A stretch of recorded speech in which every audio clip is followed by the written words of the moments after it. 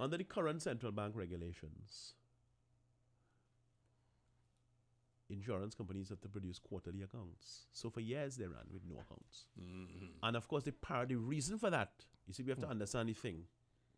I've just discussed what the thing is, and let's discuss the reason for the thing. The reason for the thing is because there's a fundamental conflict of interest in the center of all of this, which is that the regulator, the central bank, is in fact, in a significant sense, the ones is in fact the ones running Clico. If you see what I'm saying, they are funding the company. There's a conflict, yes. And you can't be funding a company and don't be running it. You're running the company. And central bank is an institution, albeit significantly independent, is an institution of the state. The state is funding the company. And the very company is in breach of the regulations set by the central bank. So in fact, one has to ask the question. It goes back to this Calypso by spoiler. Himself told himself. So the magistrate charged himself for speeding. And he was trying to decide what fine to give himself or whether he'd be sorry. And so on. So that's the reason for that one. The next one is this. Under the Integrity in Public Life Act, because there are 3 breaches I'm dealing with, Rennie. The first breach is a question of the lack of accounts. The second breach is a question of the Integrity Act. The Integrity in Public Life Act is intended to provide a scenario in which the key persons, the officers and directors, and permanent secretaries and heads of department and chief technical officers and so on, ministers, politicians and so on, those people file declarations of their income and their assets and the liabilities of themselves and their spouse. So that, in fact, some inquiring minds can check and see whether somebody has become unusually rich or someone has acquired unusual amounts of land or shares that they didn't have when they took the office. Okay? And the way the requirements work, it goes back to the year before you took office.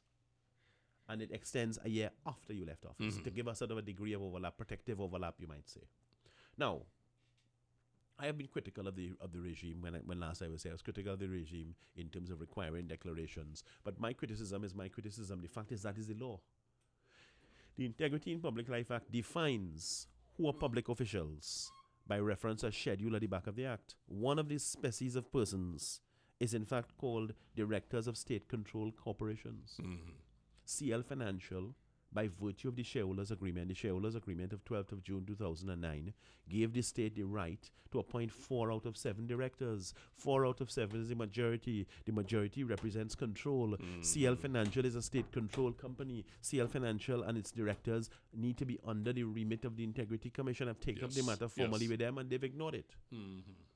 So the second, the second layer of safety, which within the integrity framework, the Integrity Commission has not, and I've established by formal inquiries to them, that they have never asked anybody in CL Financial for declaration. I've established that in writing with them. Which is delinquency in itself, yes. Now, the third point is this. So the first layer of protection is the accounts. The second layer of protection is the Integrity Commission. The third layer of protection, which is what you spoke about earlier on with Mr. Kalicharan, I heard Dr. Kalicharan, I heard when you mentioned my name and so on, is the whole question of the Freedom of Information Act, which gives citizens in this country, we live in a republic, and it's a 1999 act, and it gives us the right to request the publication of an official document, because all of those things concern us. All of these government agencies and state-controlled companies, they're operating with our money, supposedly operating in our behalf, for our benefit. So they can't have any secrets, and this is national security, which is another issue. But this is not a national security issue. In fact, the whole thing that we are doing here with this court case and so on is a testing whether in fact the Freedom of Information Act would apply to CL Financial. I'll come to that, because the lawsuit I brought was against the Minister of Finance. I was successful on the 22nd of July last year. I won the case. The High Court decided that certain information should be published as requested. That has been appealed when Minister Hawaii was in office. The point I'm making here is that some people, and I'm sure if we allow a call, it'll happen. Some people may claim that in fact that information about this person got this amount of money and that person got that amount of money is private because it was a private investment. Right. And in fact, it was taking place within a private situation. And I want to say there's a description in the Freedom of Information Act of what constitutes a public authority. Public authorities are subject to the remit of the Freedom of Information Act. And one of the species of public authority is state-controlled companies. And under the shareholders agreement, CL Financial is a state-controlled company. Yes. So in fact, you have a situation where it's the number of directors makes it a state-controlled company. The state is funding the whole thing. But all of the mechanisms by which we could have oversight or a view of what's happening have been disconnected and or broken down. And that is the peril the country is in, because it's the largest expenditure we ever made. It's mysterious, to say the least. And all of the mechanisms where we could actually be able to open a window and look inside as to what's happening in that room have been shut.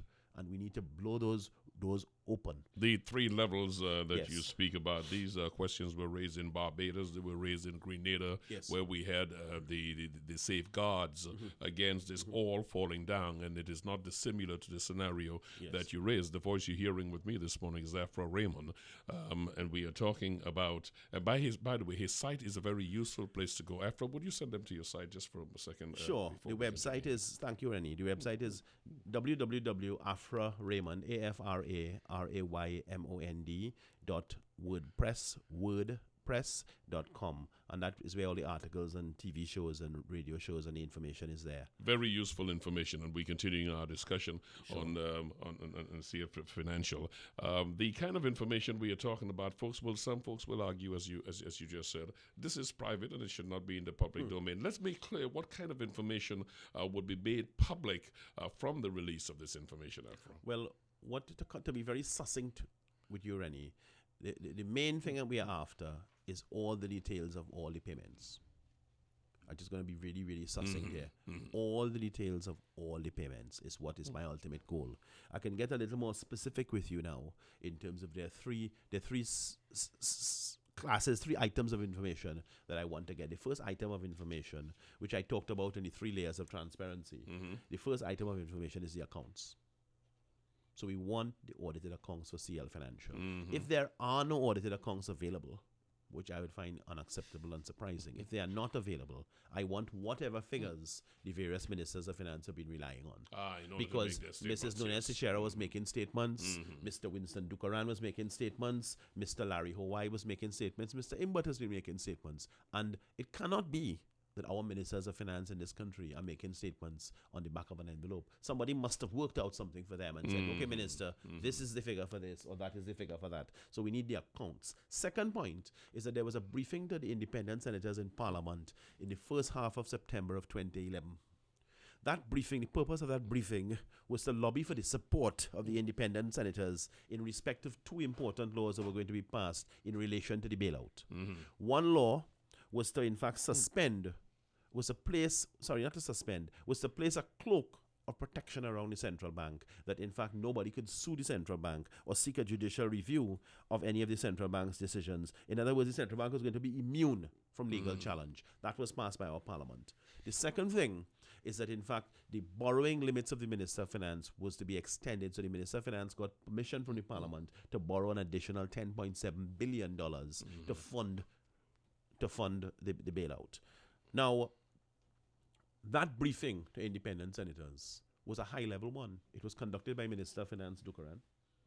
It was conducted together with then Central Bank Governor Mr. Ewart Williams. It was conducted with top-level accountants and lawyers, and so it was a very detailed presentation. It made a case as to why the independent senators should support these proposed laws. And the real question... And putting us further in debt. Yep. And the real question I was asking is, I want a copy of that submission.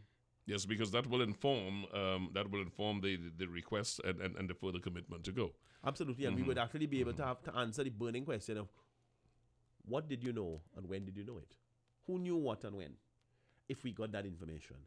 And in fact, what I was told by the Ministry of Finance is that the information is exempt. And they couldn't give it to me because of some reason. Anyway, they lost that point in court. And the third thing, but that's what they were saying. The Ministry of Finance was actually telling me that I can't get that. So in fact, an official briefing to our parliamentarians conducted in our parliament, we are being told is a secret about how our money is being spent. People need to understand what's happening in this country.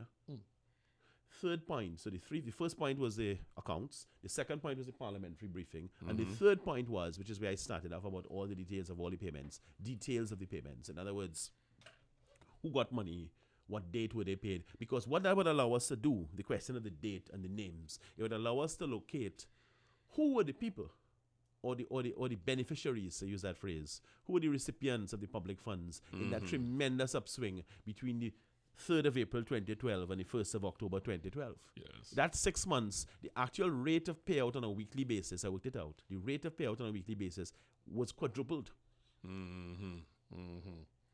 There was a race.